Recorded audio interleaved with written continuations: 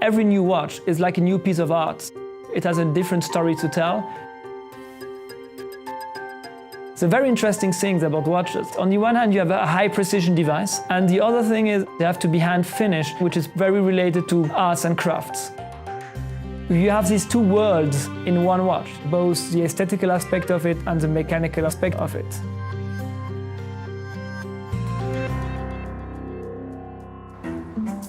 Here we are at Arnold Son, in our premises in La Chaux-de-Fonds, where we manufacture all our watches. Arnold Son refers to John Arnold, who was one of the biggest and most important watchmaker who ever lived. He invented a lot of technical solutions still in use today. The aim of the modern company to innovate and to continue his legacy, but in a contemporary, new manner. The idea is really to continue the story more than to repeating it. First, with the design team, we designed how the watch should look like. The size it should have, the thickness. You have to have a kind of mechanical harmony. Is it good looking or not? And when we are happy with the new complications and we think the watch has something new, then we create basically the inner works which will make the aesthetic happen. The first thing you have to do is to order the right material, because we use a lot of different materials into mechanical movement, going from brass over steel up to titanium or gold, and you need a specific material for every different part of it.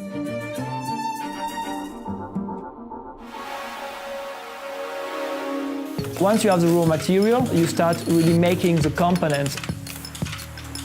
We have different kind of raw materials going to different workshops for depending on the part you want to make. If you want to do watchmaking on super high level, you need extremely skilled and specifically trained people. We have more than 30 different job descriptions, purely different education, and you find these educations, these training only in this region, because nowhere else in the world you need such kind of know-how. Working with tiny parts is a challenge because tiny parts makes very small tolerances. We are working in micron tolerances, so you cannot do anything without good tooling. We have in-house a tool-making department, which makes from the little screwdriver the watchmaker needs up to a stamping tool which takes months of development. The reason why we do our tooling in-house, because if you're not mastering your tools, you're not mastering the part you want to produce. Once all the parts are cut with machinery, they go to be cleaned. They're submitted to quality control, who decides if the part is good or not to continue to the decoration workshop. Different kinds of traditional movement decorations are applied, from Geneva stripes, satin finish, depending on the components. The mechanical watch you buy today is not the leading technology anymore. It's really craft and art. You are not racing for technological breakthrough, you are more racing for making more spectacular watches. You build a very different relation to a mechanical watch than you do to an electronic device, because the day you buy it, you know that the next one will come and that you will swap it to getting the better one. With a mechanical watch, it's really the object as a physical object of all the handwork which make it special and unique. That makes, I think, a big difference to something more on the electronic side. Once these parts have been decorated, they are quality checked again to see if the decoration hasn't affected the functional aspect of it. That's always a bit of a trick. You have to decorate but not to deteriorate the part. They go to be pre-assembled in a specific workshop before going to the watchmakers. Set stones, for instance, into main plates, put axes onto wheels, and once all these parts have been pre-assembled, they arrive to the watchmaker who does the final assembly.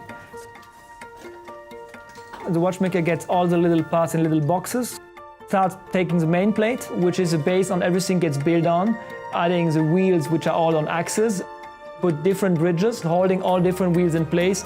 You have to add all the winding mechanisms because you want to be able to wind your watch. Put a dial on it, then you put hands. And one last thing which we add always at the end is the escapement, which is basically the heart of any mechanical watch. It's also what you hear when you're listening to a mechanical watch, when you hear the tick-tack. It's the very first time you will see and hear your watch moving.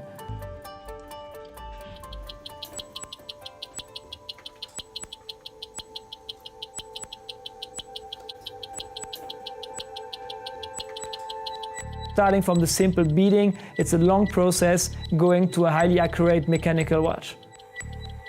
You cannot just put the parts together and expect the watch to tell perfect time. We are checking the watches for 600 hours on different vibration on other machines to get really sure that everything is okay. It can be just a little tiny dust, you don't see it when you put it together, but when you move the watch, it kind of files off the movement. So this process is pretty long, but this is what the complexity of such a mechanical device requests. Once you think that the accuracy of the movement is good, you put it into a watch case which will protect the movement. You add the bracelet and the buckle, and you have a watch. Watches are most of the time perceived as a time capsule. It's really something which are still built today, as it used to be for the last centuries. And it's nice, I think, also for people to be able to buy something which has always existed and they probably will always exist as a form of art.